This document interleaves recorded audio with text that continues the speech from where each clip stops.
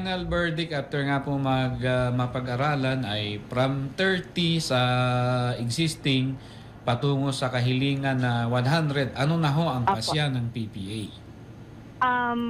Actually po, nagkaroon po ng invitation sa sa Sangguni ang Panlaliwigan sa Mindoro. Opo. At actually po, Sir Marlo, hindi po ako nakapunta doon because nagkaroon ho ng conflict sa schedule. Opo. Pero po during that time, nagpadala po tayo ng mga kasama natin to attend.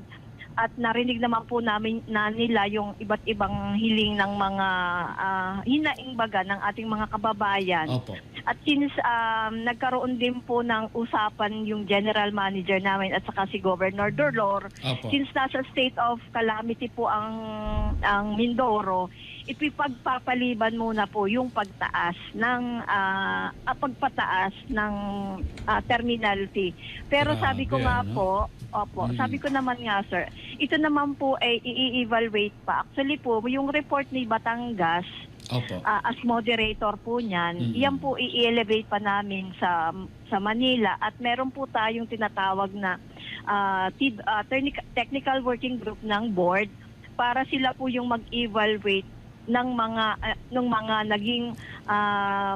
naging usapan diyan sa public hearing ng increase ng passenger terminal fee. Ayun. Kaya nga po siguro kahit hindi pa yan na-elevate at initially Opo. yun nga ang naging desisyon ng PPA Batangas na wag munang taasan yan. Ang masasabi namin mga gumagamit ho ng terminal, kaming mga taga Mindoro, kaming taga Romblon, kaming mga taga Katiklan, ito lang po masasabi namin dyan, PMAW. Maiksi lang. Thank you! Yan.